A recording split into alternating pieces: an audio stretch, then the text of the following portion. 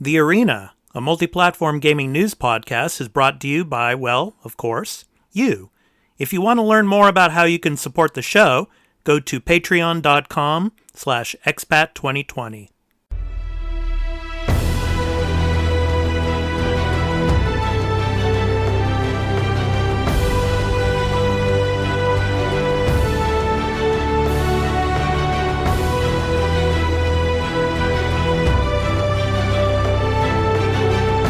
Hey everybody, this is The Arena, a multi-platform gaming news podcast. This is episode 11. I'm your host, Expat2020. My co-host Dan, he is off this week. He had some stuff to do at the Center for Computing History, so he will be back next week. But joining me this week, I have two good friends from the Twitch streaming world. Burlymengaming, how are you? I'm great. Thank you for having me on. And my other guest today, NerdyJane. How are you? Good. How are you? Doing good, doing good. Out here in Japan, we've had a couple of typhoons that have been passing by the main island region here, but luckily they're staying out in the Pacific and they're not going to hit landfall. So we've just had a lot of rain the past couple of days. How's the weather been for you guys out in Canada and on the East Coast? Very. How about you? Yeah. Very rainy out here in Canada lately, but it's been actually pretty cool. It's nice to finally have taken out of my air conditioners out and just have my, for the most part, have my windows in my apartment open so I can getting in the fresh air and not having to run fans and stuff to cool me down. Yeah, I see. And Jane, how about the weather out there on the East Coast? Oh, not too bad. We're kind of close to what Burley said, a little windy, a little rainy. We actually had a bad storm a couple of days ago, but where we had power loss and everything. But we're good now. Back up and running. That's cool. That's good to hear.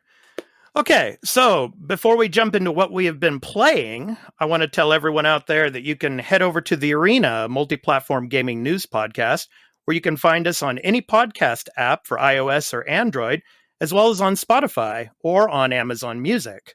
Just download your favorite podcast app or open Spotify and search for The Arena, a multi-platform gaming news podcast. Subscribe, follow us, post a review, and leave us questions, comments, and feedback if you like, if that feature is available there, and spread the word about the podcast. We also have a website for the podcast at expat2020.podbean.com, where you can follow us and leave questions and comments as well. Also, if you would like to support the show and get early access to every episode and listen ad-free along with other perks, please visit patreon.com/expat2020 for further details. You can also follow us on Twitter at The Arena, AMPGNP. That stands for Multi-Platform Gaming News Podcast. Finally, the podcast will also be uploaded to my YouTube channel at Expat2020 Gaming, so you can go there to listen and subscribe and click that notification bell for future podcast episodes, and also leave any comments or questions you might have that we might read on a future episode. So, Jane, I'm going to start with you. I know you are the queen of Fallout 76 on Twitch. So That's me. what have you been playing recently? Believe it or not, I put 76 down for a week because I was getting a little burned out. The new content just came out not too long ago, and it's great, but I went so hard on the last scoreboard, I decided to take a break for a week from it. And I've been playing Medieval Dynasty. It's an early access game that came out a couple weeks ago. It's great. It's as we've kind of put it all together, a medieval RPG survival first-person city builder. It's very unique in the genre because it's so specific, but it's really, really good. I highly recommend it. Yeah, I've been hearing it's been getting rave reviews, and a lot of people are playing it on Twitch too. So, yeah, it's great so far. It's a few little, it's early access. There's a few little issues, but I'd give it a solid 8, which is really good for an early access game. Lots of content too, which is not always expected out of an early access, especially like 2 weeks into the initial release. So, I see. Cool. All right. And Burley, what have you been playing recently? Well, on stream, I've been streaming and playing Luigi's Mansion 3. I've never played a Luigi's Mansion game. It's fun. I'm enjoying it, but I find I'm with some of these puzzles. I'm like, how do you figure this out for kids? And then I look, I'm like, boy, I'm just dumb. but on personal, I've been playing One Piece Warriors 4. I started that after I did that long stream on Bloodborne because I just needed something just to grind out the aggression. That's something my co-host Dan, he'd be able to school you on Bloodborne. That's his go-to game. But yeah, how did you like Bloodborne? I didn't. I'm going to be straight out honest. Like, I can understand why people like that, and there's nothing wrong for liking hard games. But like, I found at several points, like, you have to hit your attack like a second or two before you need to attack, because like sometimes there's just a long up winding animation just to do a simple attack, and it's like, I don't want to have to react quick, but now think well before I do my action to do my action. Right. Like,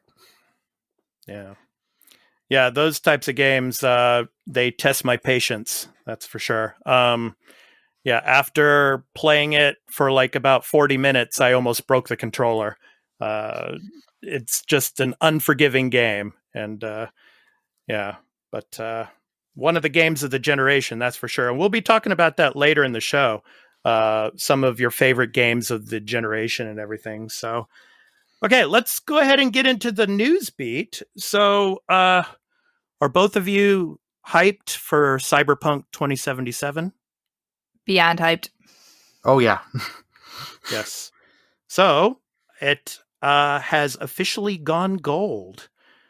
So, earlier this week, CD Projekt Red revealed that Cyberpunk 2077 has officially gone gold. While this doesn't necessarily mean that the game is bug-free or fully optimized, it does signify that it is one step closer to being released on time. On Twitter, in a tweet's image, you can see Keanu Reeves' in-game Doppler holding the coveted physical disc. So, Cyberpunk's road to gold hasn't been without controversy. Nevertheless, everyone, I think, is excited to play the game, and I hope, and I think we all hope, that its talented designers get to rest and take care of what they need to do and what they deserve leading up to its eventual release date. So, Burly, you had some additional comments about what we were talking about in the last episode about labor unions. So why don't you go ahead and mention those? Yeah, I can only speak from my experience, but because I work in IT, and for several years I was a salary employee. Even though here in Canada, or in my province at least of Canada, of Ontario, if you're salary in your IT, you're classified as essential. So even if you work over the 48 hours, it's too bad, so sad kind of thing. Yeah. If you work the 60 hours, you're not going to get paid more. You're not going to get any extra benefits. It is what it is. Yeah. So that potentially could be for the CD Projekt Red employees that are doing the crunch time. I don't know. But I figured I'd give in from my experience and my knowledge. Yeah. So, Jane, I know you're out there in the States. So, I mean, we were talking about this last week, that more of American game developing companies should be unionizing to, minimize this crunch type of situation going on. So what do you think of what's going on in the States right now? I mean, I'm out here in Japan, so I don't know really much about what's going on back home in the States right now when it comes to the labor union issue. But what can you tell us? I haven't heard too much news about it. I did see something a couple of months ago about this topic, about unionization of the gaming developers and things like that. I don't know how much it's moved forward, but I know there was a big push early on in the this whole situation that we find ourselves in. I think it should be. I don't know why it shouldn't be, especially like Burley said, with everything closed down. Anybody in the IT sector, anybody that in the digital developing sector is expected to continue to work. And developers were already pushed past their limits in a lot of cases, especially during crunch time. So it's even worse when the bosses aren't right there. You know what I mean? So I can definitely see them being pushed even further, and with them being salaried in most cases, there really should be some kind of care for these folks. So, yeah. Well, anyway, Cyberpunk 2077 comes out for PlayStation 4, Xbox One, and PC on November 19th. PlayStation 5 and Xbox Series X, Series S versions have been confirmed, but don't have a solidified launch date yet. So, anyway, what I'd like to ask you guys is, what platform are you going to play this on? And what platform do you expect it to sell the most on? So, Jane, what do you think? I'll throw it to you first. I have it for PC. It's paid for, ready to go. PC, yeah. Yeah, I'm a big PC person. So, do you want me to answer both, or just the which one am I playing first? Well, if you want, if you can, yeah. I mean, what just your opinion? What do you think? What platform do you think it'll sell the most on? Do you think it'll sell most on PC or PlayStation or Xbox? Or maybe I'm biased because I'm PC, but I think it'll sell most on PC. It is going to be a heck of a system drain. So you do have to have a pretty good rig to play it, but it's just such a massive game from what I've been seeing that I feel like a lot of RPG players play on PC. So I think it's going to do very, very well on PC. That's my guess. Yeah, it's supposed to be twice as big as Witcher 3, I think. So, yeah. Burley, what about you? What do you think? I'm not sure totally which platform I'm going to get it. I'm probably leaning towards PC. I'm just kind of waiting to see reviews and see if there's anything technical issues with like certain graphics cards, because I don't want to be buying it and then let's say there's this line of card, there's a known issue and I got to wait to get certain things resolved. So I kind of just wait it out. I think it will sell the most on PC. Yeah, probably will. Yeah. So what do you guys want to do the most in Cyberpunk? I mean, are you going to be more of stick to the storyline, or are you guys going to just go all out and do side quest after side quest? Personally, for me, I want to play Keanu Reeves' character, but I don't know if we'll be able to do that or not. But what are you guys expecting? What do you want to do when you play Cyberpunk? Burley, how about you first? I'm wanting to get into the story. I will do probably do a story mission and then do a side mission or two, and then just kind of do that trail, because that's kind of how I do these kind of games. And then once the story's complete, then go all into all the side. I do want to see more of Keanu Reeves' character. It'd be nice to see if they let you play as him, but I don't think you can. And they have stated so many times early on, because people have asked, no, you cannot romance him. Yeah, I see. Jane, how about you? Are you going to stick mainly to the storyline, or are you going to go on a bunch of side quests? So it depends. I'm very much a little wandery when it comes to these games when they're so massive and open world. Once I can wander, I will. If the story is very gripping, or I can somehow emotionally attach to it, people are going to make fun of me for it, but like Fallout 4, I got very attached to the story. I wanted to get the main story done, so that's where I went. It also depends on if side missions are only available at certain times in the story. So if they close off, I will do story mission, all the sides that I can, story mission, all the sides that I can. So it really depends on how the game flows. But I tend to get shiny object syndrome and will bounce to a different mission if it calls for it. Yeah.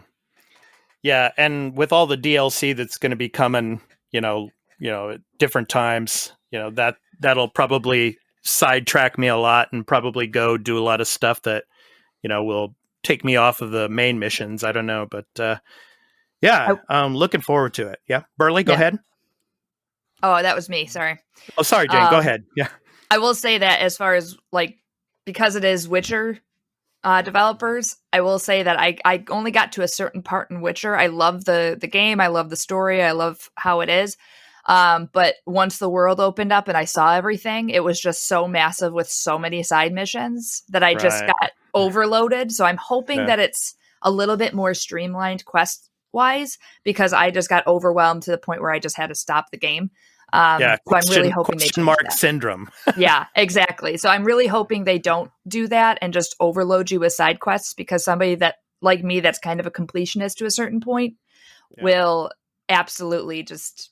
I'll still play it, but it was just a little bit too much for me. The Witcher was so. I see. Yeah, Burley, do you have anything else you want to add? Or no, I think we've all kind of covered it. Pretty well. Okay, no problem. All right, let's jump to the next story.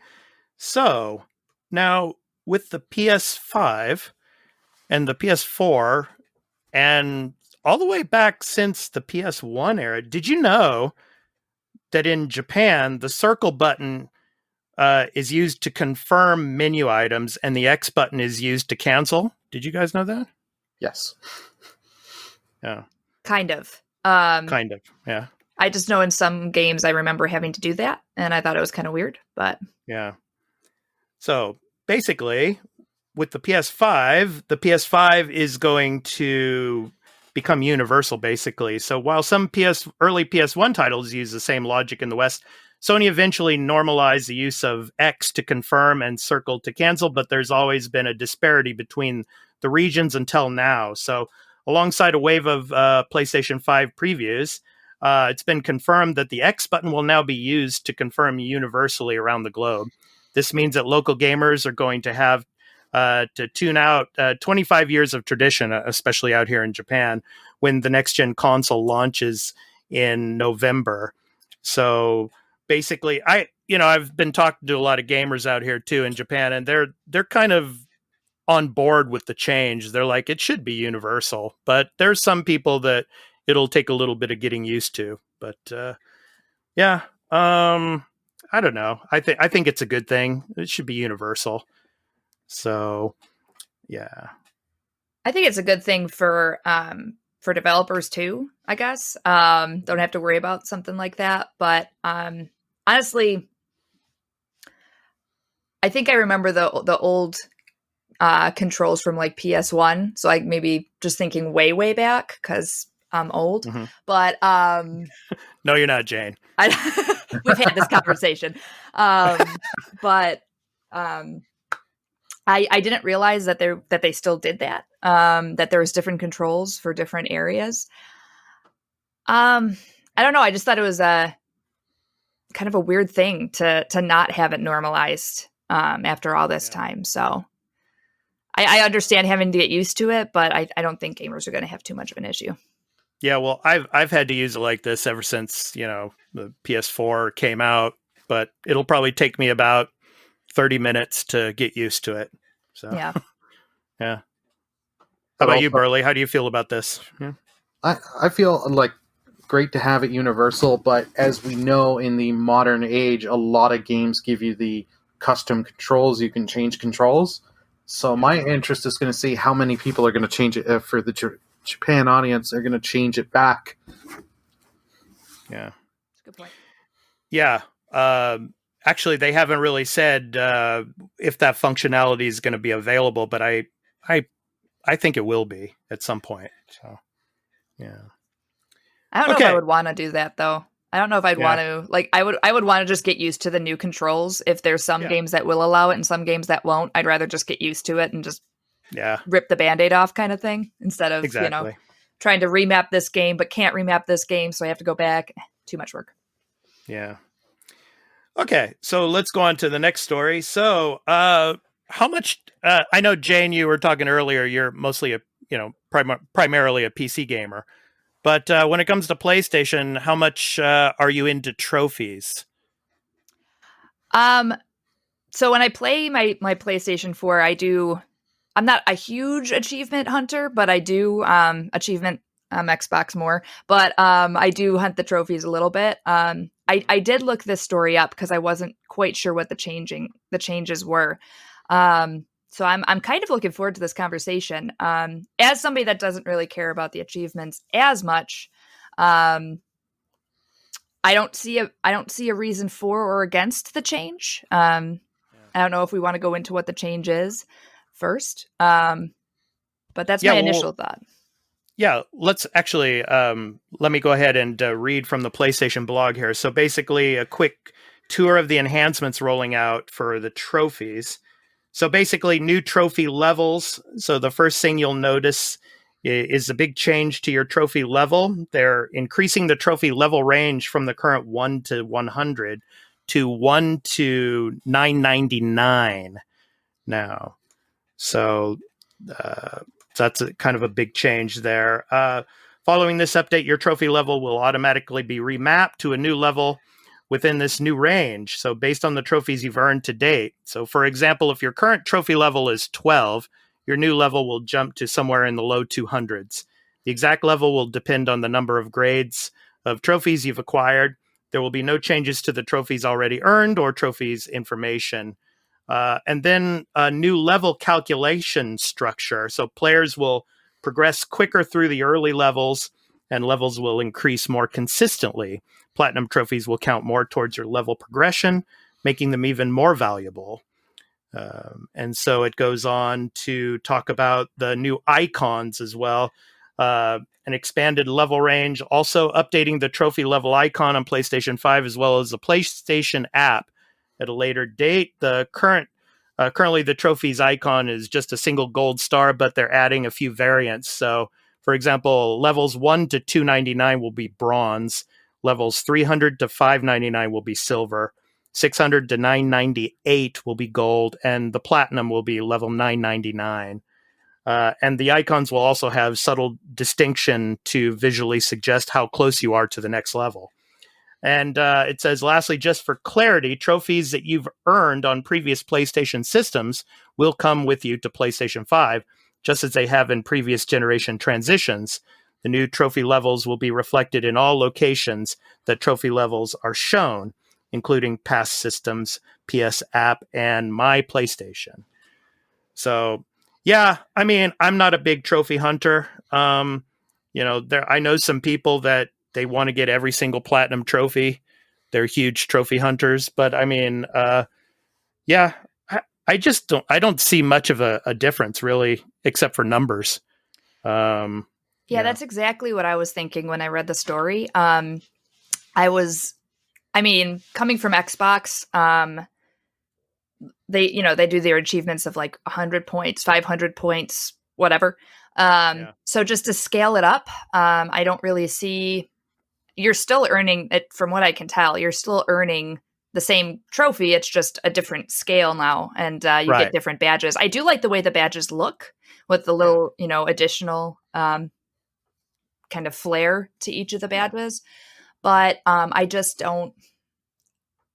Maybe it makes you feel more accomplished if you're like, oh, I'm a level 3 bronze instead of a level 1 bronze.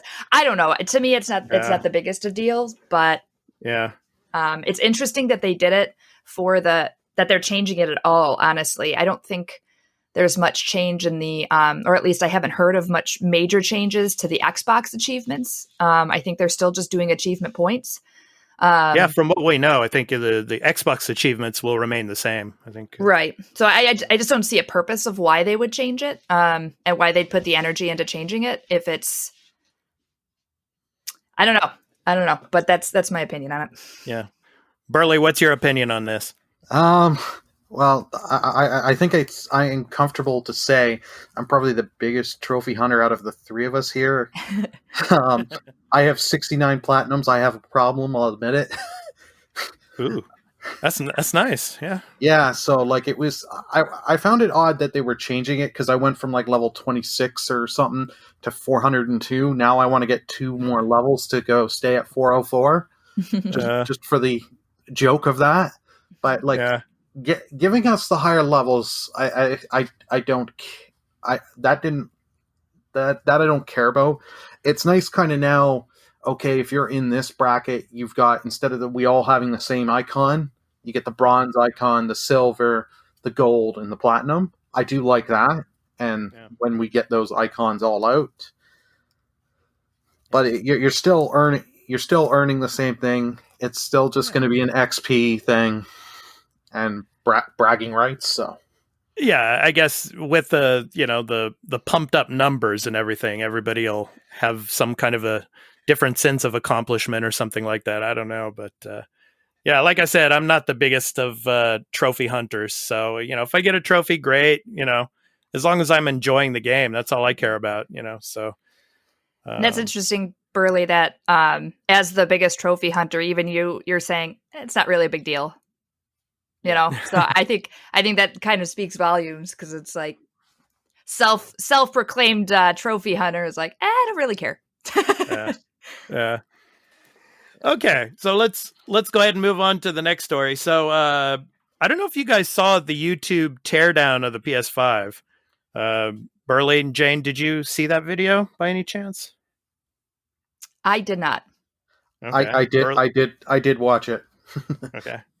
And I guess in this case, I had a distinct advantage because I didn't need to look at the subtitles at the bottom of the video because I could understand the Japanese. So, but even though it was in Japanese, it was a little bit boring. But nonetheless, Sony's PS5 teardown video reveals removable sides, dust catchers, and storage expansion. So let's go ahead and break down this video. So Sony published a 7-minute teardown video of the PS5. The teardown gave us the best look at the PS5 so far, including all of its internal parts and how the sides are removable. Yasuhiro Otori, head of Sony's mechanical design for the PS5, led the teardown in Japanese, of course, noting that the entire rear of the PS5 is designed to exhaust air out of the console. Sony is using a base on the PS5 that's held in with a screw when it's oriented vertically and clipped to the side of the console if you're planning to use it horizontally. The white panels on either side of the console can be easily removed by lifting and sliding them off. And one thing I want to say about that is this is going to be a big money grabber for Sony, because what they're going to do now is they're going to use these side panels when it comes to like, for example, special editions. Mm-hmm. They're going to sell these special edition panels. Like, you bet you're going to see a Miles Morales side panel. You bet you're going to see a Horizon 2 side panel. You bet you're going to see a God of War 2 side panel. You're going to see a lot of those, I think. And they're going to make a lot of money off of those. So anyway, it talks about revealing the main cooling fan at the top of the PS5, which can draw in air from either side. Sony's also using 2 dust catchers, which can be vacuumed out through 2 holes.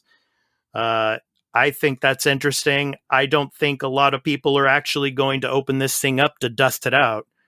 But anyway, that's my opinion. So moving on, the teardown also gives us a first look at expandable storage through an M2 slot that's accessible once you remove the side panels. PS5 owners will be able to purchase their own PCIe 4.0 compatible drives to upgrade storage in the next-gen console. The rest of Sony's teardown video revealed just how serviceable this console will be. It's clear Sony has thoughtfully designed this to make repairability and serviceability easy. The Blu-ray drive can be easily removed, and even the processor, memory, and SSD sections are easy to access. The 350-watt power supply can also be removed easily. And then they move on to the cooling fan, which I think is one of the most important parts here. Cooling fan Sony is using inside the PS5 is a large 120 millimeter diameter, 45 millimeter thick double-sided air intake. Sony is also using a heat sink to help with cooling, with airflow that Sony says should, quote, achieve the same performance as a vapor chamber, end quote. The PS5 also uses liquid metal for cooling performance. Man, when I hear that word liquid metal, I got Terminator 2 in my head. So uses liquid metal for cooling performance, which should also help cut down on the typical fan noise found on the PS4. You mean the typical jet engine noise? So Oh, yeah. Sony says it has spent 2 years working on this liquid metal cooling with various tests to ensure it's a stable long-term solution.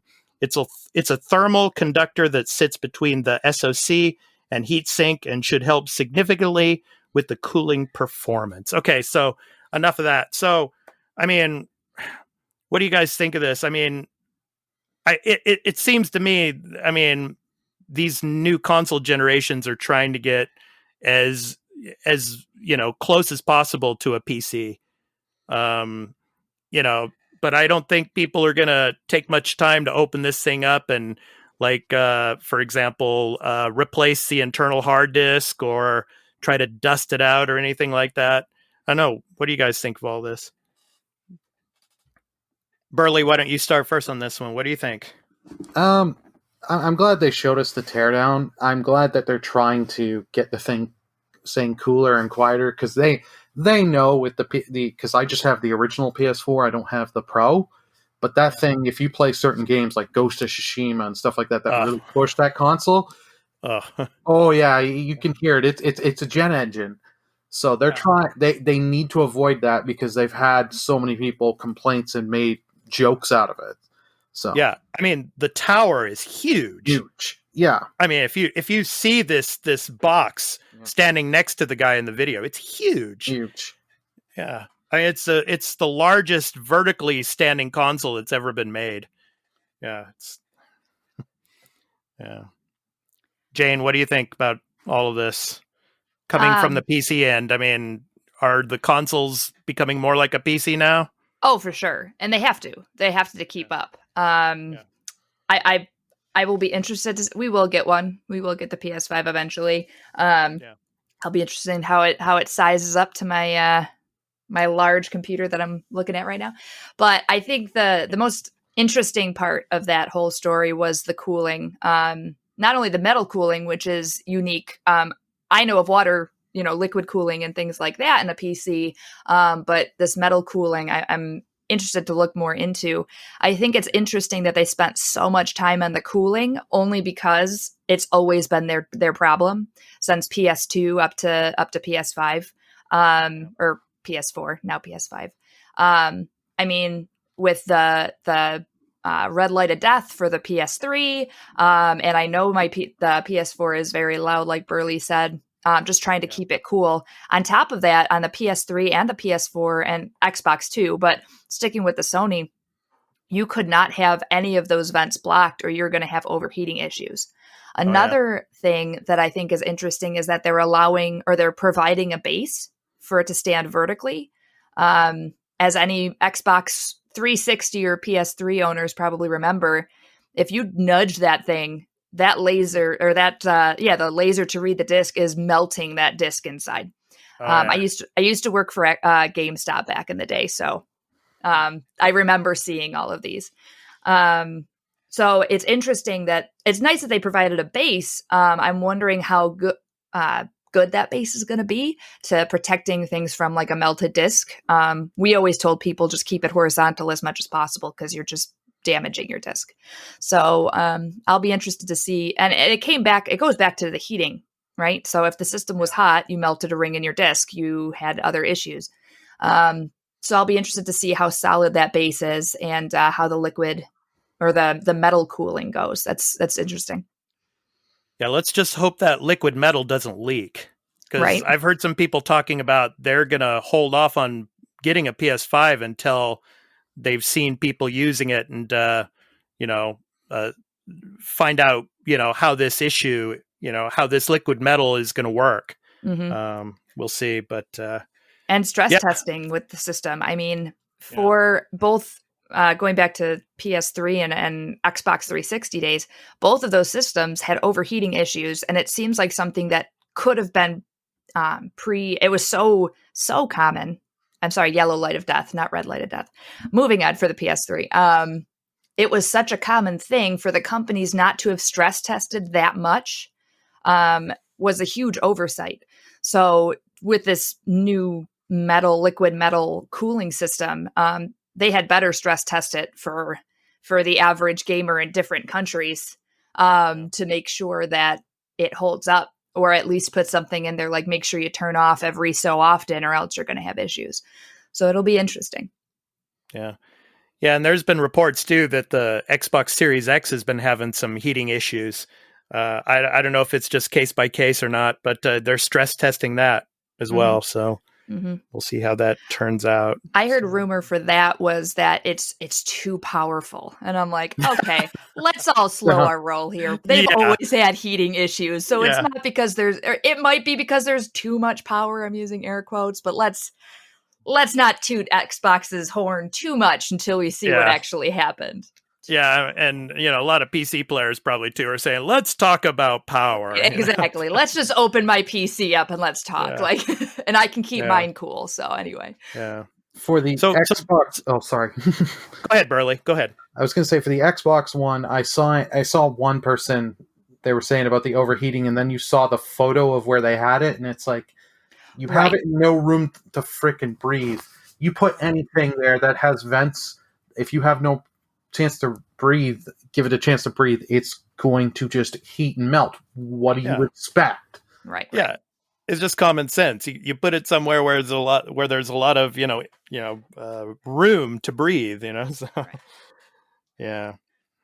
All right. So that is the story of the breakdown of the PS5. So now what we're going to do is we're going to move on to our topic of the show. So for the month of October, we're doing a special segment, basically our best and worst memories of the current console generation, and the games that stood out for you, and the games that maybe stood out the least, like the best games for you, the worst games for you. And for example, for Jane and Burley, for this month of October, since it's Spooktober and a lot of people are playing horror games on Twitch, kind of wanted to throw what your favorite horror game of the generation has been. And finally, how would you rank this generation compared to past generations? So is the current generation of consoles the best generation of consoles? So we'll get to that in a few minutes. But first, let's start with talking about some of your best and worst memories of the current console generation. Now, Jane, I know you're a PC player, but I'm sure you've played, with the Xbox and things like that. So what are your best and worst memories of this current console generation? Yeah, so I actually started on Xbox One before I got... That's Xbox One, right? I've been in PC too long. I'm sorry. So it's been a few years. Glad Dan's not here because Dan, he makes fun of the Xbox all the time. He would be like, Xbox One Series something or whatever. So yeah, I did have the Xbox One. We have PS4 as well, but that's more the husband. But I'd say my least. I'm going to start with least favorite. And it wasn't really a game. It was more the experience of it. I felt like it was less of a console, more of like a tablet, if that makes sense. I really didn't care for the feel of it. It was very easy to jump in and out of games. The quick the quick resume was really nice. Was a nice feature, but I just felt like, I don't know, compared to my Xbox 360, I didn't like the overlay as much. So that would be my least favorite.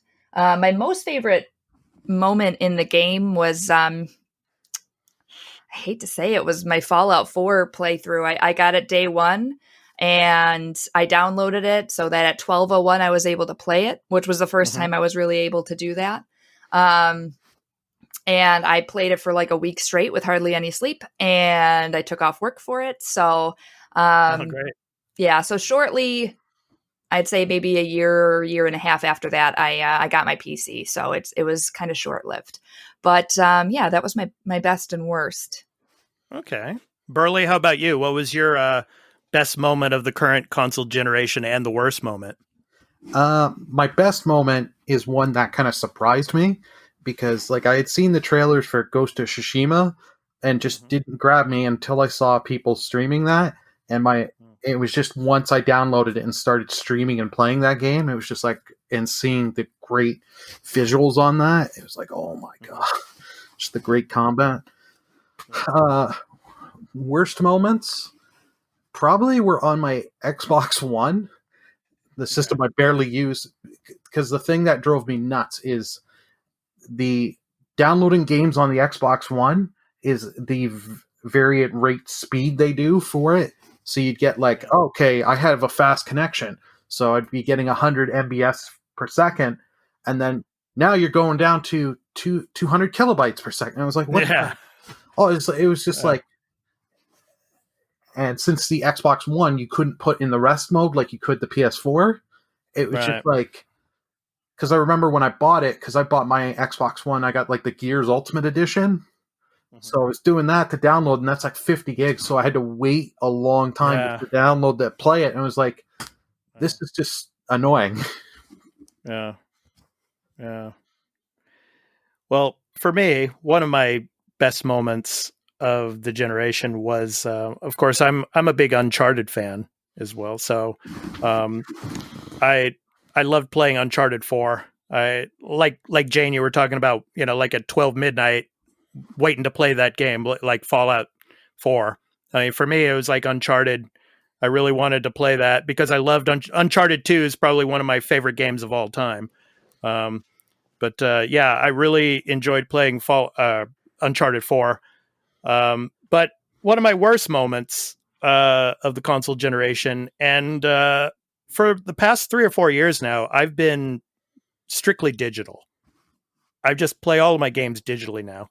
I guess both of you probably haven't been to Japan before, and I'll just tell you now, space in Japan is very limited. And so I live in a mansion complex building. It's kind of like a condominium complex.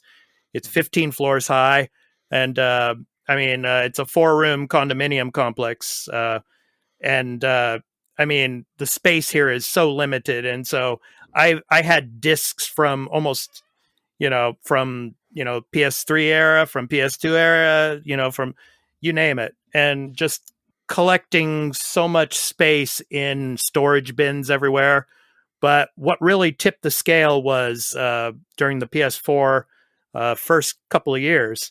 I don't know if you guys had this, Burley. I don't know if you had this with the original PS4, but the disc error, that beep, beep, beep noise. Oh, yeah. So, I mean, it literally almost destroyed my PS4. I mean, it was like beep, beep, beep, beep, beep, beep, beep, beep, beep, beep. I mean, just, and I was like, okay, that's it. I'm going digital from now on. I just, that disc problem with the original PS4, and even with the PS4 Pro, I mean, once in a while, you still kind of get that issue with a beep, beep, beep sound. Very, very sensitive. That was a draw for me. And one other memory I'll always have of the PlayStation era is for the past 2 or 3 years now, when you're downloading files on PS4, for example, the file's downloading, and then once it's finished downloading, it starts, for example, copying the file. So it's like once it's downloaded, it goes through a copy cycle. So it has some kind of other file with it or something like that. I don't know exactly how to explain it, but there's like a copy file. So you have to wait another 10, 15, 20 minutes for that copy file to finish processing. And so that was, kind of frustrating as well. But so those are just a couple of my memories from this console generation. So let me go on and ask you guys for horror.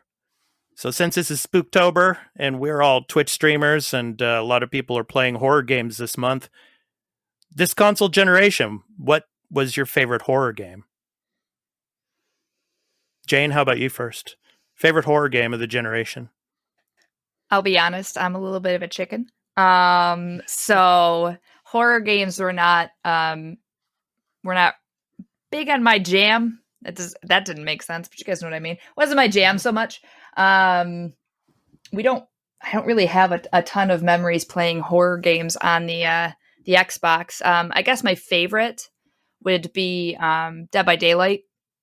I do like that one. I do like playing. I know it's going to be on next gen as well, which is really cool that they're continuing it, and that there's free upgrades to it, which I think is nice of them to do. But I love the PvP aspect of it, and I love playing killer because I grew up with like the classic. I love horror movies. I just don't like horror games. Yeah. So growing up with Freddy Krueger is my all-time favorite horror movie, the original Nightmare on Elm Street. So being able to play like a serial killer game, and being able to be the killer, as messed up as that is, I have a lot of fun with it. So it's like my dark, what do you want to call it? Not obsession, because that would get kind of dark, but I love playing the killer in that game. So we'll go with that one. Awesome. Burley, how about you? Favorite horror game this generation? Like Jane, I unlike Jane, I'm a super chicken. Like I just, so I didn't play a lot of horror either. But my favorite one, I know some people may give me crap on this because it's a remake, but RE2 remake. Because I like Resident Evil. I suck at the games, but just that remake. If you go back the PS1 version of the game and play that, I was like, so good. Yeah. For me, probably Resident Evil 7 in VR. That was amazing. You're way too brave of a soul for me. Nope. Yeah, no. I wanted to play it in VR. It grabbed me. I mean, it was really, really intense.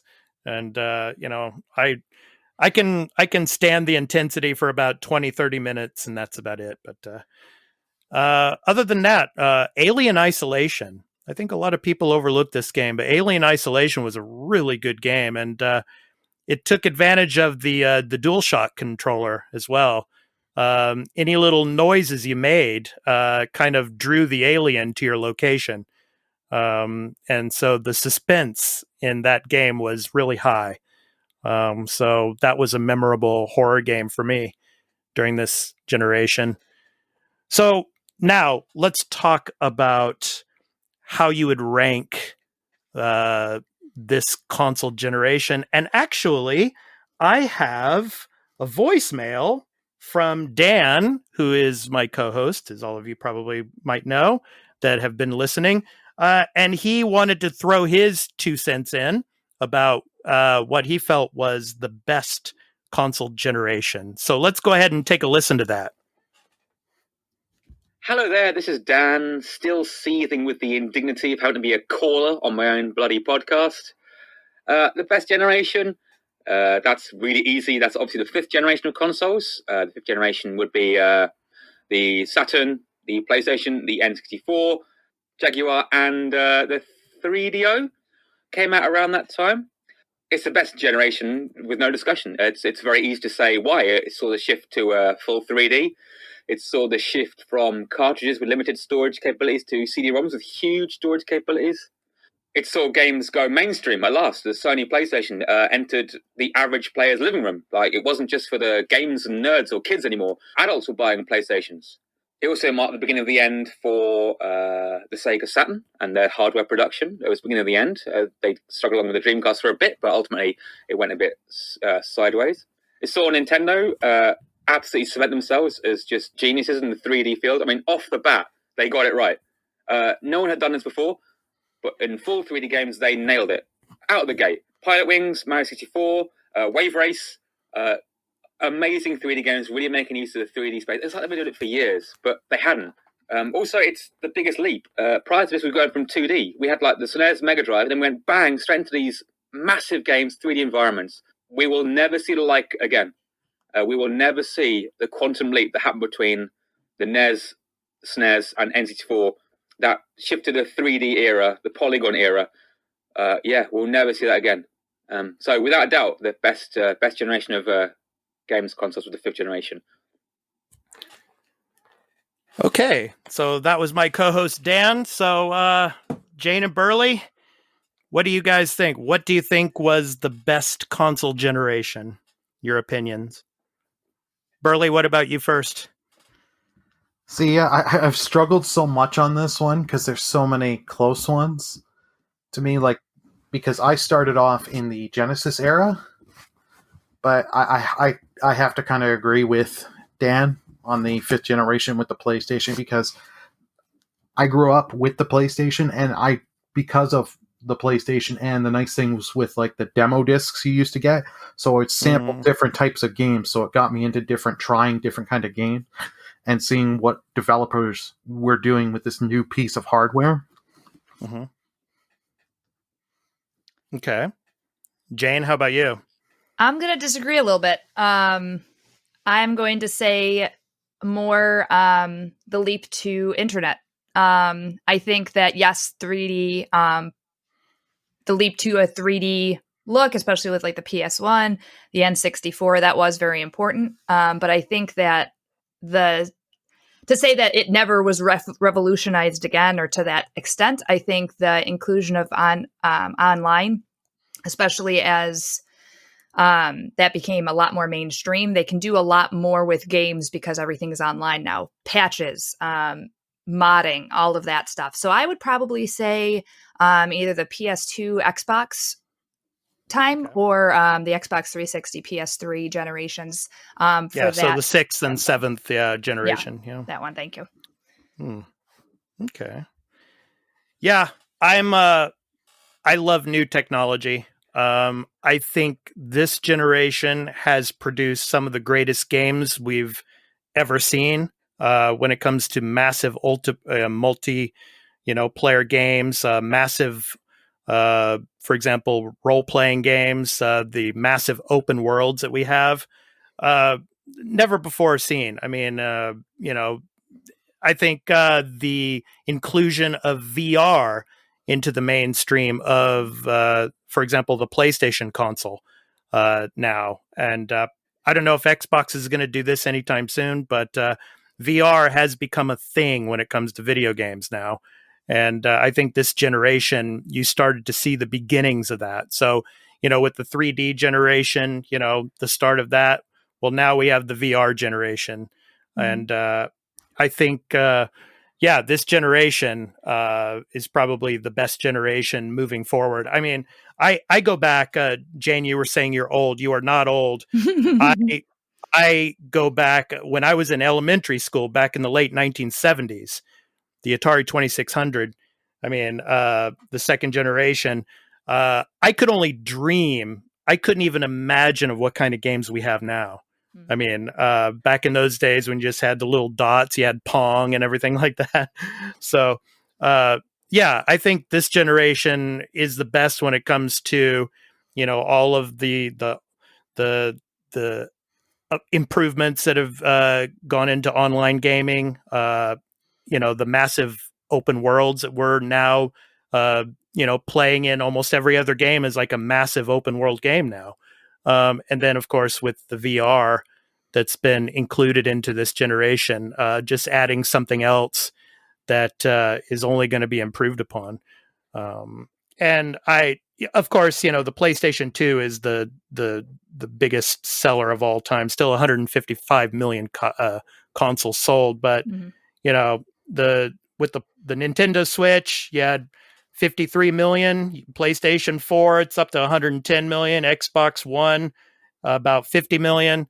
I mean, more people than ever before are playing games. And I think it's because of these types of games that we're seeing more and more of now. So, can I ask your opinion on something? Of course. As you seem to be very big on the VR. I can't do VR because I get motion sick. So VR hopefully won't be the only way to play games. But what are your thoughts on augmented reality? I know Nintendo's doing it a bit with like the new Mario Kart, things like that. Do you think that will have a place in gaming, or do you see it more like mainstream?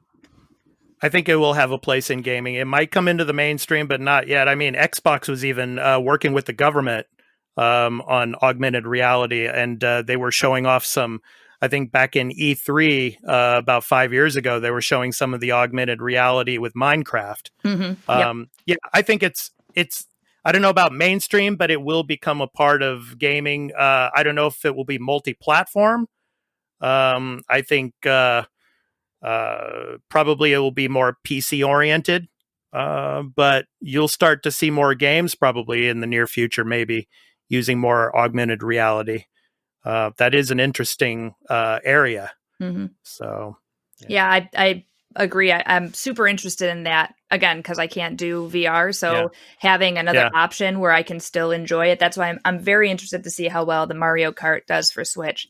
And I think that's where Nintendo's like little niche can really come out, because they do have the only handheld console with that much power that would be able to do augmented and be able to go on the go. So I'm very interested to see where Switch goes with the AR stuff. And with the upgraded Switch model coming out next year, we'll have to see if they implement some of that. Yeah. Burley, are you into VR? I've only tried it once at a kiosk, and it was okay, but I unfortunately, because I only got to try one crappy little one of those. It was that one PlayStation VR game where you boogie down a hill on a little bed thing. It was like, Yeah.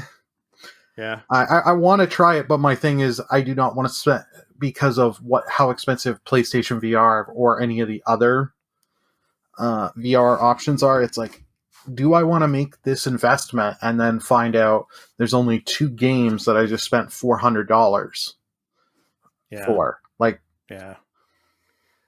And the thing about VR, I mean, I was pretty big with VR when it first came out, for the first year and a half or so, but it's those cables, man.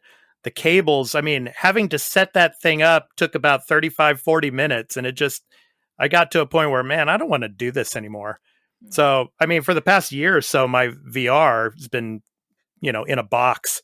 I'm really hoping that the second generation VR, which will probably be coming out in the next couple of years, it hopefully will be a wireless. We'll see, but that's the cables were a burden. Yeah. That's my concern with VR. Is you just said it perfectly. It's been sitting. And I know a lot of people, there's not a ton of support. At least I'm coming from the PC world. There is more and more VR games coming out, and especially the horror games are very big in VR. But a lot of people I know that play VR, they don't touch it much anymore, or they'll play just without the VR if the game allows it. So I'm interested to see where VR goes. I'm afraid it's going to go the way of some of the past attempts to, like, this is the new wave of gaming, and then it doesn't do anything because the sport's not there, the technology is too expensive, that kind of thing. So I'll be interested to see what they do in this next gen with VR, or do they shift to something else like the AR or the Kinect kind of series where it puts you into the game, not without a headset. It'll be interesting to see. Right. Okay, so that was our special segment and our topic of the week. So next week we will have more discussion on our favorite memories and our worst memories of the current console generation. So now it's time for our new game releases from Metacritic. So this week we have, for the week of October 12th through 18th, we have 8 games on the list. 8 games. So feel free to chime in if you know any of these games, or if you don't, feel free to chime in. So let's go ahead and get started. G.I. Joe Operation Blackout, coming on PS4, Xbox One, PC, and Nintendo Switch on October 13th. So, Yo Joe, G.I. Joe and Cobra are back. G.I. Joe Operation Blackout is a team-based third-person shooter where you play as your favorite characters from Team G.I. Joe and Team Cobra. Experience the action from both sides as you help G.I. Joe restore order and lead Cobra to world domination.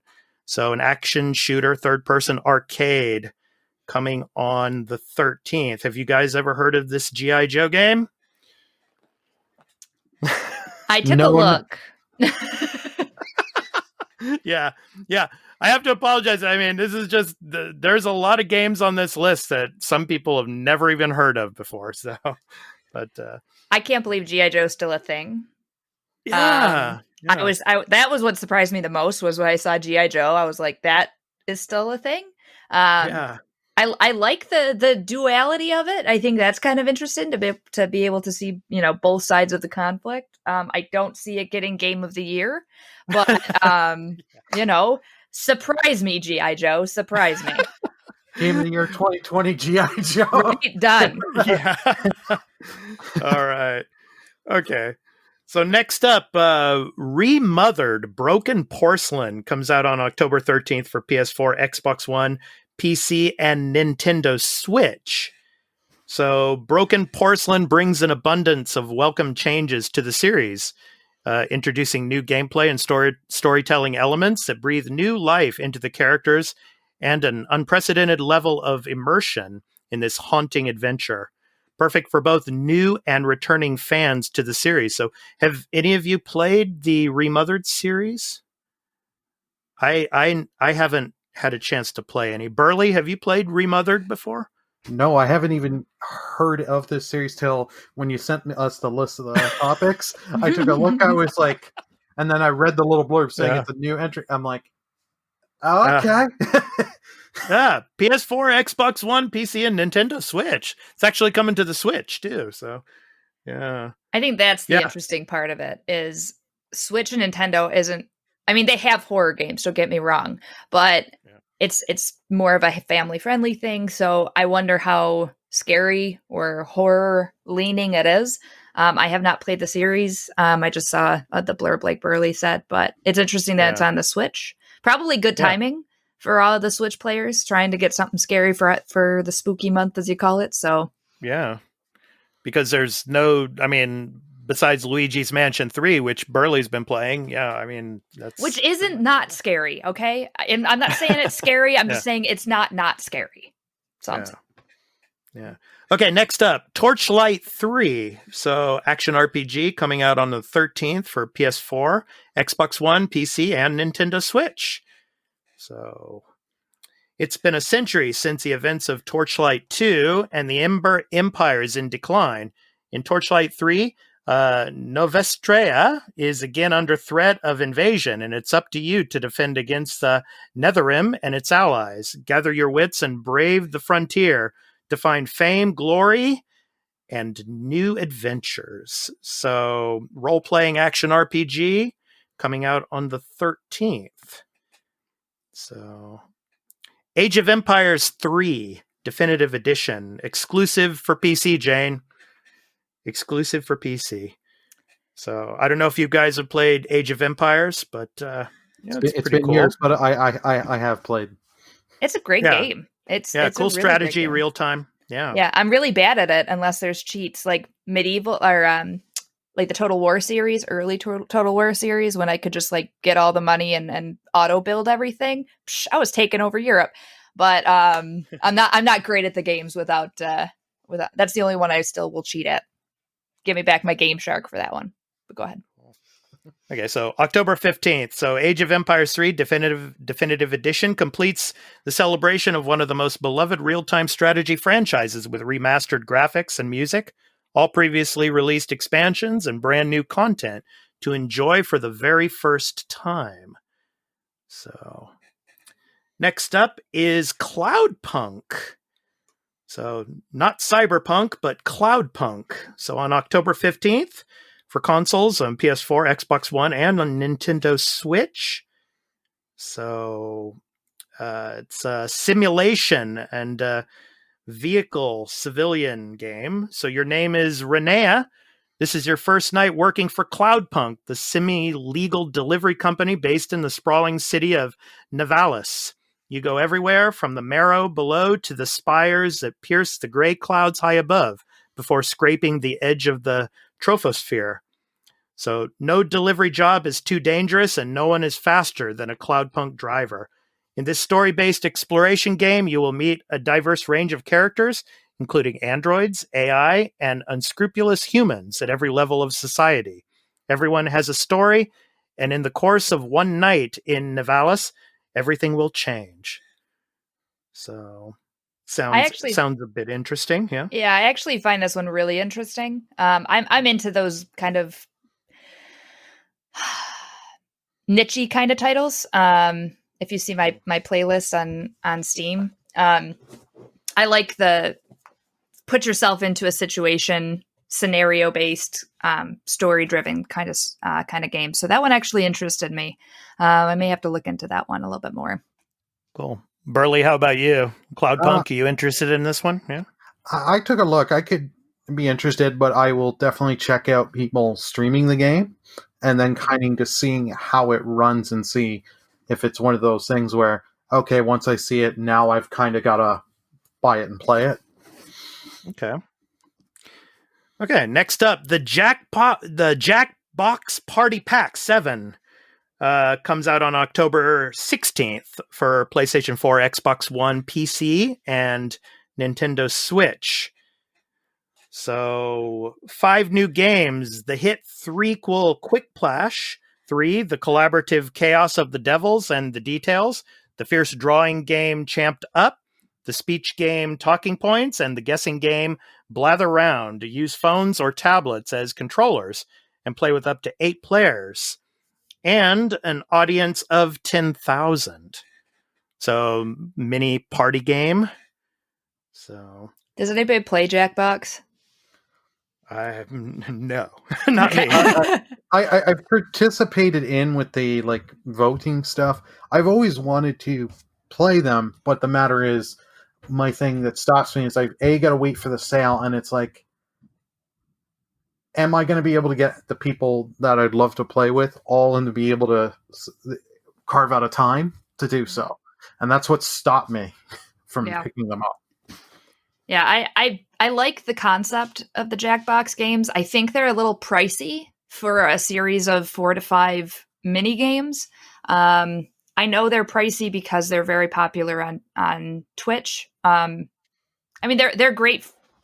They're so versatile that anybody can pick up and play. They have, quick instructions. They're really funny. They're colorful. It's a great series. And I remember playing Jackbox, on my PC when I was 12, getting all the questions wrong.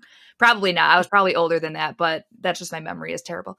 But the idea is great. It's just that they're so expensive for a series of mini games that you might play once every couple of weeks, at least in my opinion. So like Burley said, I try to wait for them to be on sale, but okay. There's my opinion. So next up, Mario Kart Live Home Circuit comes out on October 16th to Nintendo Switch. It's exclusive to Nintendo Switch, of course. Control a real-life Mario Kart with Nintendo Switch and watch it come to life in the game. Race a real-world Mario Kart through your home. Use a Nintendo Switch system to control your kart and watch as it reacts to what's happening in the game. As you boost and drift to victory, your in-home course comes to life on screen with a view from right behind the driver's seat. So, yeah, I'm really looking forward to this one, I think. So, comes out on the 16th. Burley, are you excited for this one? This is interesting, but I think Nintendo should put out a warning. We apologize to any parents and any pets, first off, that the young kid will chase or hit with the cart. Yeah. But I like the idea of this, of how it's going to work with the console, and I love my Switch. I just am not going to pick this up, but I could see easily, because I know people in my family that have young kids, so you could easily get them, put them in an area, set up the track, and have them just do that and play with the toy and the Switch. Yeah, chase the cat. Yeah. Cool. Jane, how about you? Are you interested in Mario Kart Live Home Circuit? I love Mario Kart, but I probably won't pick this one up right away. Maybe later.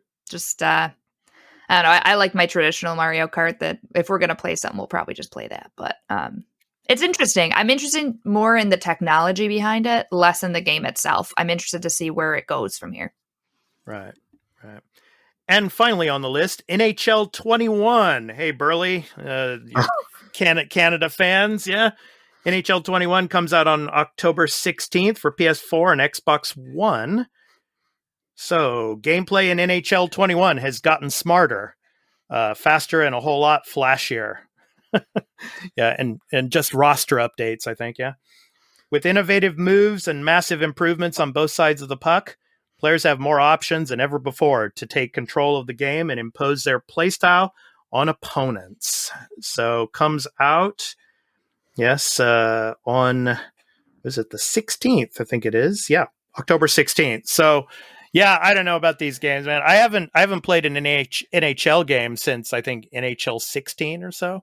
I mean, it's just I'm getting to wonder why people buy these things every year. I mean, all they are just like, cosmetic changes and roster updates. I don't know. But yeah, NHL 21. Oh. As the Canadian here, and this may get me shot by other Canadians or something. I'm not the hugest hockey fan. I haven't cared for these games in years. The only one I have is NHL 94 on my Genesis because it's a classic one. Yeah, that's a classic. It's very arcadey and stuff, and it plays well. Yeah. Like you said, it's the same game. Because I see it every time. 2 months after that game launches, it plummets in price. So if you're really wanting to pick it up, wait 2 to 3 months. You'll get it. Because here in Canada, with the tax, that's a $90 game, that game. Yeah. So I say for any Canadian, wait a few months. You can pick it for $20 to $30. Yeah. Yeah. So yeah, Jane, the same with the Madden, the NFL games. I think, most of the time each year, it's mostly just a roster update and some cosmetic changes. That's a lot of other series too. It doesn't limit it just to sports games, but yeah, I never got the sports thing. I actually do like playing sports games once in a great while. But I could get the same enjoyment playing like a, 2018, 2017. So if I'm going to go out and find one, it's going to be a used copy of some older one just so I can get my fix and get done with it. But yeah, I don't understand buying it every year. And again, it goes to other games as well. A lot of don't hate me, everybody, but a lot of the Call of Duties, Battlefields, the Star Wars Battlefront, it's a lot of like cosmetic stuff, but you're still, and maybe a different story if you're into the stories of them, which most people aren't, but the online, right? It's the same. Yeah. With a few cool additions. So yeah, I don't know. Yeah. Cosmetic changes to weapons and all of that. Yes. Mm-hmm. And maybe I can put a different color camo skin on this gun now. It's like exactly. Yeah. I don't know. Yeah. Okay. So of all these games, which is your pick for the week? So G.I. Joe, Remothered, Broken Porcelain, Torchlight 3, Age of Empires 3, Cloudpunk, the Jackbox Party Pack 7, Mario Kart Live Home Circuit, NHL 21. What do you think? For me personally, I really loved Age of Empires, so I might go back to that actually. So that's my pick of the week. What about you guys? Burley, how about you? Which would you play of these 8 games this week? Age of Empires. It's pretty easy. Like Torchlight 3 has me interested, but I had a friend that picked it up because I don't know if the game's still technically in early access, and he was saying how buggy as hell as it is. So it's like, I'm going to wait, let other people test for me. But Age of Empires, it's been too long. I haven't gone back. So I'm interested to go back. Cool. Jane, how about you?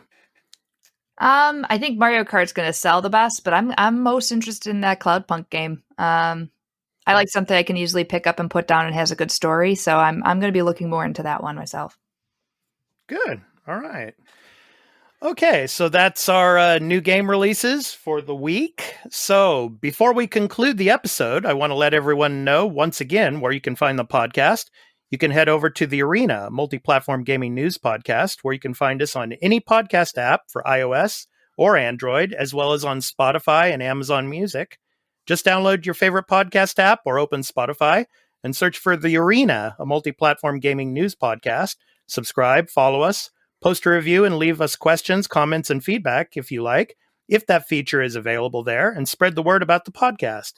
We also have a website for the podcast at expat2020.podbean.com, where you can follow us and leave questions and comments as well. If you would like to support the show and get early access to every episode and listen ad-free along with other perks, please visit patreon.com/expat2020 for further details. On social media, you can follow the podcast on Twitter at the Arena AMPGNP. That stands for Multiplatform Gaming News Podcast. And you can follow me on Twitter and Instagram at expat_2020 and on my YouTube channel, Expat2020 Gaming. You can see my latest videos related to new game releases, game trailer impressions, as well as this podcast. You can also find me on Facebook at Expat2020, and I have a Discord named the Expat2020 Arena, where all of you are welcome to discuss anything and everything related to video games, as well as leave questions and comments for the podcast. Finally, I'm a live streamer and a Twitch affiliate, and you can catch my live streams on twitch.tv/expat2020, as well as on my website for content creation at expat2020.live. And this week I'll be live streaming Little Nightmares. So, Jane, where can people find you on social media? I am on Twitter. It's Jane_nerdy. Instagram is TTV NerdyJane. I think. No, NerdyJane TTV. I always get that one mixed up. And I do stream on Twitch 4 times a week. Just search for NerdyJane. I play a whole variety of games, so you can probably find something that you like, but always appreciate stopping in and saying hi. All right. Thank you so much. And I really appreciate you coming on the show tonight. And I hope to see you again in a future episode. Thank you so much, Jane, for coming tonight. I hope so, that I can come back, because this was a great time. Thank you so much for having me. Yeah, thank you. And Burly, where can people find you on social media, man? Twitter at Burlymengaming, and on Twitch, Burlymengaming, where you'll see not only me, if you're lucky or unlucky, as some people say, you'll see the alter ego, the Burlynator. I love the Burlynator, man. He's cool. You know what? It is a lot of fun, because I started off trying to do it seriously. Now it's, let's just go ridiculous and make it over the top. But you can also find me there, and I'm in a bunch of Discords, but the main one I'm active is the Crazies Discord. Yes, it lives up to the name. Cool. Okay, and yeah, Burly, thanks for coming on tonight, and really appreciate it, and hope to see you on another episode as well, man. Thanks for coming on. Appreciate it. Thanks for having me. Yep. And my co-host, he will be back next week, and he wanted to say to both of you, thanks for coming on and helping me out tonight, and he hopes to see you on another episode as well. So, his regards. So, to end the show tonight, we are doing our indie recording artist spotlight, and this week it's the Talbot Brothers with their captivating Americana folk, who were our spotlight back in episode 2. Originally from Imperial, Nebraska, they now call Portland, Oregon home, from their new album titled Gray, and the song is called We've Got Love. So I'm Expat2020. For my co-host, Dan, who will be back next week, and for our special guests, NerdyJane and Burlymen Gaming, this has been The Arena, a multi-platform gaming news podcast. We hope to see you in the next one. Take care, everybody. Peace out. Packed some bags and we headed west. Thought that it might be the best thing for us. I was thinking about me and all the things that you'd leave behind. Family and a peace of mind. And I got you. I am gonna love you till the stars go out. Shelter up above you till they all fall down. We ain't got light, we got love. We ain't got light, we got love.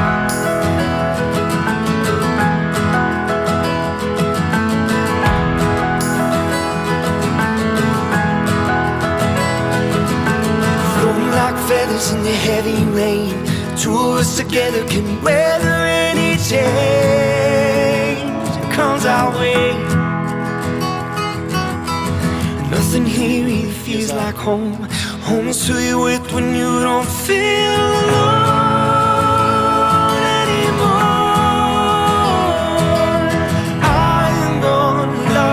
till the stars go out.